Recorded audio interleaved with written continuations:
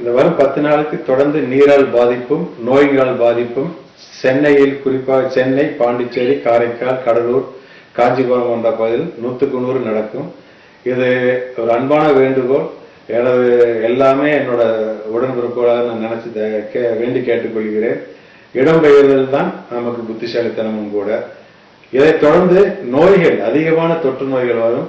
அதற்கெல்லாம் மருந்து கொடுத்து காப்பாற்றுவதற்கு மருத்துவ வசதிகள், மருத்துவமனைகள் அனைத்துமே நீரில் மூழ்கி கிடக்கின்றது. இதைத் தொடர்ந்து அடுத்து வரும் வெயில் காலத்திலும் தோல் வியாதிகள், தொற்று வியாதிகள் அதிகமாக இருக்கும். அதை நாம் அடுத்து முன்னெச்சரிக்கையுடன் பாதுகாத்துக்கலாம்.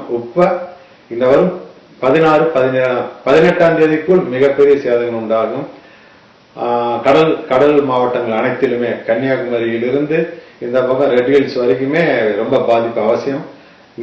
கடல் நீரும் உள்ளு வரும். இங்க இருக்கக்கூடிய டேம்ல இருந்து, ஏரிகள் இருந்து, குளங்கள்ல இருந்து உடைப்பேற்பட்டு தண்ணி உள்ள வரும். மழையும் பெய்யும். தயவு செய்து நாம் முன்னெச்சரிக்கையா நடந்துக்கிறது நல்லது. இருக்கின்ற உயிராவது நாம் காப்பாற்றிக்கிறதுக்கு ஆயத்தமாப்படணும். இடம்பெயர்தலே இதுக்கு தலை சிறந்த முடிவு. இந்த வரும் 16, 18ஆம் தேதிக்குள் மிகப்பெரிய சேதங்கள் உண்டாகும். கடல் மாவட்டங்கள் அனைத்திலுமே, கன்னியாகுமரியிலிருந்து இந்த பக்கம் ரெட் ஹில்ஸ் வரைக்குமே ரொம்ப பாதிப்பு அவசியம். கடல் நீரும் உள்ளு வரும். இங்க இருக்கக்கூடிய டேம்ல இருந்து, ஏரிகள் இருந்து, குளங்கள்ல இருந்து உடைப்பேற்பட்டு தண்ணி உள்ள வரும். மழையும் பெய்யும். தயவு செய்து நாம் முன்னெச்சரிக்கையா நடந்துக்கிறது நல்லது. இருக்கின்ற உயிராவது நாம் காப்பாற்றிக்கிறதுக்கு ஆயத்தமாப்படணும். இடம்பெயர்தலே இதுக்கு தலை சிறந்த முடிவு.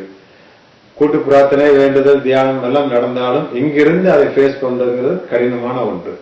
எந்த ஒரு நெகட்டிவும் நாம் பாசிட்டிவா கன்வெர்ட் பண்ண முடியும். அதனால தான் நான் சொல்றேன், ஒரு எறும்பு, ஊர்வன, பரப்பன அனைத்துக்குமே நடக்க போறது இயற்கை மாற்றங்கள், சீற்றங்கள் எல்லாம் கண்டு தன்னை பாதுகாத்துக் கொள்கிறது.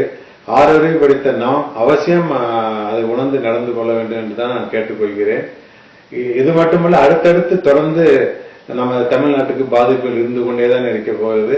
அதற்காக கலவரப்பட வேண்டாம். தற்போதைய பிரச்சனையிலிருந்து நாம் கடலோர மாவட்டங்கள் இருக்கக்கூடியவங்க எல்லாருமே நம்மளை பாதுகாத்துக்கணும். சென்னை குறிப்பாக அதிக பாதிப்பு உண்டாகும். அதனாலதான் சென்னை மக்களுக்காகவே அதிகமாக நான் பேசிக்கொண்டே இருக்கிறேன். நோய்கள், நீரினால் பாதிப்பு இன்னும் 15 நாளைக்கு அவசியம் இருக்கும். சென்னையை பொறுத்த வரைக்கும் மக்கள் இங்க வாழ்வதற்கு இப்போதைக்கு தகுதியற்றதா இருக்கும். நாம் எல்லாத்துக்குமே அரசாங்கத்தையும், ராணுவத்தையும், காவல்துறையுமே எதிர்பார்த்து, அரசாங்க அதிகாரிகளையும் நம்ம எதிர்பார்த்துட்டே இருக்க முடியாது. அவர்களுடைய வீடு, அவர்களுடைய குழந்தைகளும் வெள்ளத்தில் மூழ்கித்தான் இருக்கிறார்கள்.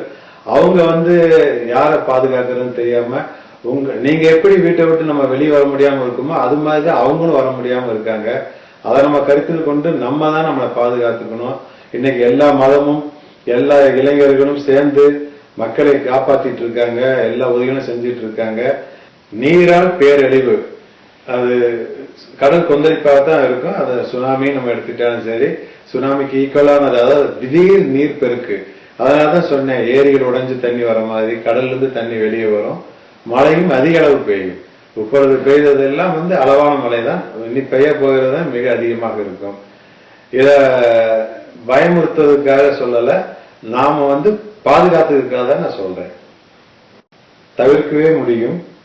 அது எப்படி அப்படி, அதாவது ஒரே ஒரு விஞ்ஞானி கண்டுபிடிக்கும் ஒரு அணுகுண்டை வச்சு உலகத்தையே அழிக்க முடியுங்கிற மாதிரி கன்ஸ்ட்ரக்டிவா பண்ண முடியும். ஒரே ஒரு தன்னை உணர்ந்த ஒருத்தர்னாலேயே முடியும். அவசியம் அது என்னாலேயும் முடியும். அதைத்தான் நான் கூறிக்கொண்டே இருக்கிறேன். கூட்டு பிரார்த்தனையினால், தியானத்தினால், பூஜைகளினால், யாகங்களால் இந்த மாதிரி இயற்கையை இயற்கையின் சீற்றத்தை தணிக்கவும் முடியும், தவிர்க்கவும் முடியும். இப்ப எல்லாருமே எல்லா மதத்திலும் அதை செஞ்சுக்கிட்டு இருக்காங்க. இதை எப்படி இதுக்கு சாத்தியங்கள் இருக்கு அப்படிங்கிறத நான் விஞ்ஞானபூர்வமாக செய்முறை விளக்கத்தோடு செய்து காட்டவும் தயாரா இருக்கிறேன். அதற்கு நான் ஏற்கனவே அறிவித்தபடி அந்த ஆன்மீகத்திற்கு ஒரு அங்கீகாரம் தேவை. அழுத பிள்ளைக்குத்தான் பால் எப்படிங்கிறது ஆன்மீகத்தோட தவிர்க்க முடியாத ஒரு கட்டாயமான கோட்பாடு. அது அவசியம். நான் என்னால முடிஞ்சது என் சக்திக்கு உட்பட்டு செய்து கொண்டிருக்கிறேன். கேட்கும் பட்சத்தில் அவசியமாக நானும் என்னை போன்றவரானும் செய்து காட்ட முடியும். எனக்கு தனிப்பட்ட விளம்பரம் தேவைன்னா நான் தனியார் சேனல்ல நான் காலையில் ஒரு ஸ்லாட் எடுத்து என்னை விளம்பரப்படுத்திக்கிறது ரொம்ப ஈஸியான வழி. அதில் எந்த விதமான தர்க்கமும் போட்டியும் கேள்வியும் எனக்கு இருக்காது. நான் இதை கூறுவது மக்களை பாதுகாக்க வேண்டும். கம்பேரிட்டிவ்லி பாத்தீங்கன்னா குஜராத்ல நடந்த உயிர் சேதங்களோட கம்பேர் பண்ண தமிழ்நாட்டுல இவ்வளவு பெரிய சேதத்துல பொருள்கள் தான் நிறைய அழிஞ்சிருக்கே தவிர உயிர் சேதங்கள் மிகவும் கம்மியா தான் இருக்கு. அந்த உயிர் சேதங்கள் கூட நம்ம நடக்காமல் பாதுகாத்துக் கொள்ளலாம்.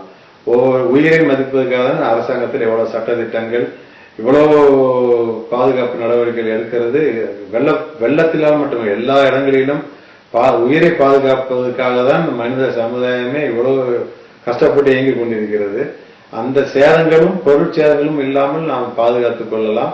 இது கட்டாயம் நடந்தே தீரும். மற்றவங்க எல்லாரும் சொல்றாங்க, ஆணித்தரமா நான் சொல்றேன், மற்றவங்களும் சொல்றாங்க. யார் பேச்சையாச்சும் கேளுங்க. நான் சொல்றது அதுதான். ஏன்னா நடந்ததுக்கு அப்புறம் வருத்தப்பட்டு அன்னைக்கே சொன்னா நம்ம கேட்காம விட்டு வருத்தப்படுறதுக்கு கேளுங்க. நடக்காட்டின்னா நடக்கக்கூடாதுன்னு நானும் வேண்டாம், எல்லாம் வேண்டாங்க. நடந்துட்டா யோசிச்சு பாருங்க, இது நடக்கும். அதனாலதான் நான் சொல்றேன், நடக்கவே கூடாதுன்னு தான் நான் ஆசைப்படுறேன். நடக்கும். அப்படி நடந்துட்டா அட்லீஸ்ட் இப்ப இருக்கிறத வச்சு நம்ம பாதுகாத்துக்கலாம். நன்றி.